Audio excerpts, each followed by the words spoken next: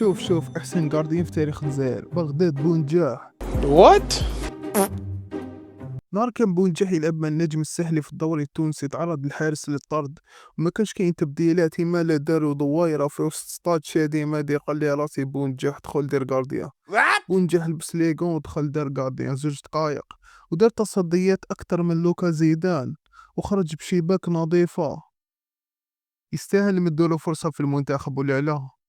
في الركنيه والابتسامه المنقذ، نجم نقولوا بغداد بنجاح ولو انه النتيجه 3-0، لكن التصدي كان في مكانه.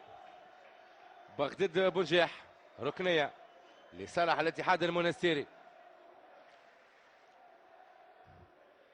الركنيه لصالح الاتحاد، تتنفذ الركنيه والكره من دفاع النجم الساحلي.